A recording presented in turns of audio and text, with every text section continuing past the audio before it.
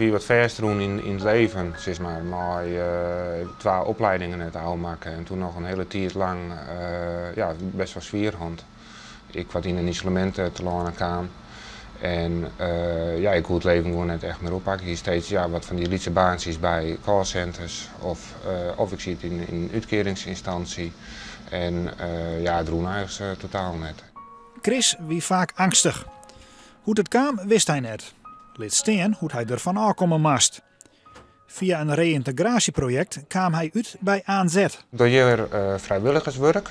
Dus ik ben bezig met PR-communicatie en ik ben bezig met tekstschroon. En schroon is altijd al mijn hobby.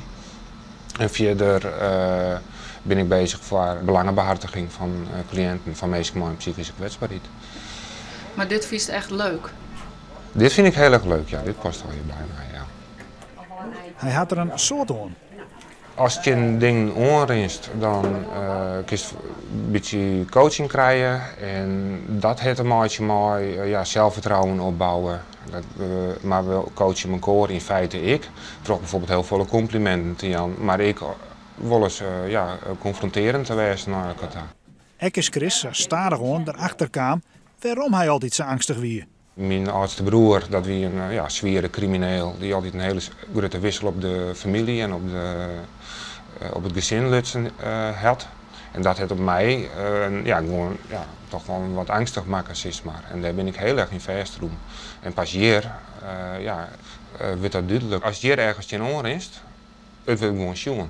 Als het in de communicatie iets fout gaat, of als iets in het dwars, of iets in het dorst, of iets in het just, dan wist er erop aansprutsen. Dus die gedrag, geen, hoe zou je dat? De schijn kiest net ophouden. Het gaat dus nou de goede kant op met Chris. Hij wil graag een baan als tekstschrower of sociaal werker. Ja, dat zeker. Ja, en dat gaat ik wel lukken. Daar heb ik het volste vertrouwen in.